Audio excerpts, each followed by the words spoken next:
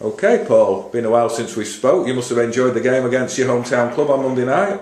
Yeah, I did. It was very enjoyable, really. Good atmosphere, good. Weather was good.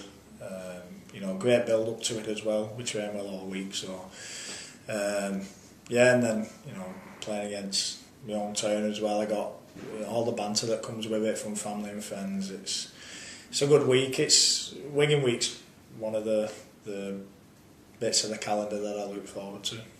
I mean, Tony Smith always says it's always just another game, but it is an extra special game for the players, isn't it? Yeah, it is. I think as well because at the minute, we're sitting second and Wigan are sitting top, and it's been like that for the last few years. So, and the games are always tight; they're always very competitive. So I think it just gives that bit of an extra build up to it, and then we was 25 minutes down the motorway, so it's our local derby, and it's I think over the last few years there's not been a game that's been disappointing, and for rugby league, for any neutrals watching or people who's not watched a game before, I think if they watch that, then they'd have been hooked. Watched it back myself after, and it was really good game to watch, I think.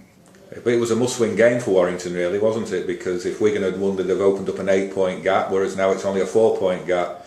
Yeah, I suppose it is a must-win game in terms of winning the League Leaders' Shield, and I hate saying it, but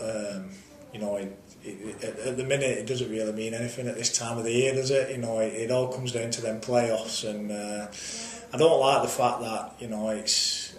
We want to win the League Leaders. Obviously, it's a competition, but. It wouldn't have been the be-all and end-all of our season if we wanted to come away with the 2 points. But we was prepared to to go out there, and we knew what was on the line. But we still need Wigan to make a few slip-ups in terms of their performances, and we need to be bang on. But we're improving every week now, so it's we're in a good place, and hopefully we can finish. The back end of the season on a real high and take that into the playoffs. We know what all that's about now going into we've got the Challenge Cup still to play for yet, and then we know that going into the playoffs is a massive part of the season, and you've got to be 100% for that. And there's unfinished business from last season now, isn't there? Yeah, there is definitely. I think I think we have had a taste of it, and unfortunately we lost, but. We do know what the build-up's all about. It is different for me, I think, and a lot of the players we spoke about this. The Challenge Cup build-up to the Grand Final build-up is different, and you have a different feel about it. And we've dealt with that now, and we've experienced getting to the Grand Final, so it's not going to be new to us, and hopefully we can deal with it a bit better this year. We showed that when we won the Challenge Cup for the first year. It gave us the ingredients how to get back there then, but they're just some of the small things. The hard part is performing on the pitch and doing it on the day. Now, you went through a tough time in your life after the Grand Final, after that injury which made headlines around the world.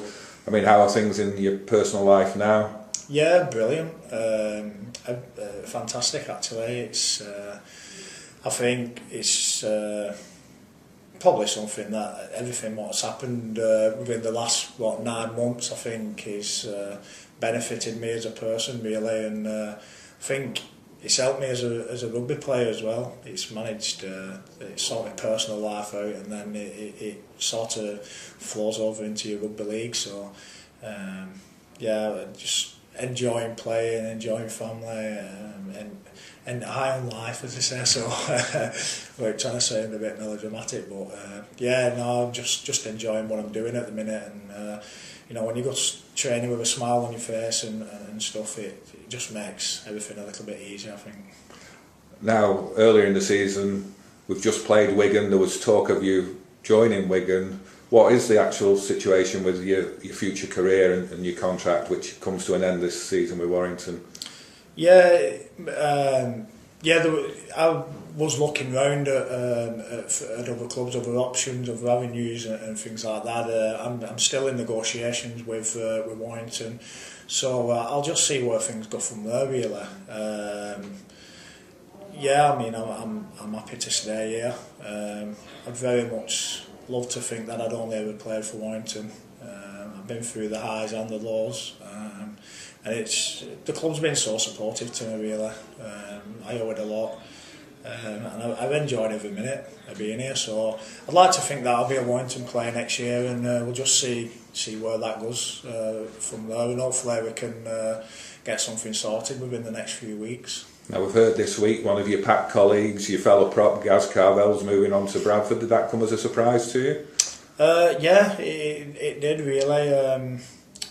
Obviously, we know these things before they get released, because we do talk in the changing rooms. We still talk to him even though he's leaving. But yeah, it's disappointing really that we lose Gaz. But obviously, it's people just want different things and new challenges, and Gaz wanted a change, and I don't know whether things away from here in his personal life or whatever affected what he wanted to do, but yeah, it's just one of those things in rugby league. I've played with players and they've moved on. I think I've played with so many players now within rugby, and it's just one of them things what happens. But Gaz is a top bloke. I class him as one of my mates as well, not just on the field but off the field as well. So he's a great bloke, and I'm sad to see him go. But it's just sport at the end of the day. Okay, final question. I've noticed in the interview you've got your front tooth missing there again. Where's it disappeared now? I keep losing these teeth. I'm going to have to get it fixed, I think. But yeah, I need. The club are too tight. They won't pay for me a veneer. They keep getting me these plates, and I keep losing them. So I'm going to have to, I think, put my hand in my pocket and buy a fixed tooth, I think. Okay, Paul. Thanks for your time as always. Cheers, thank you.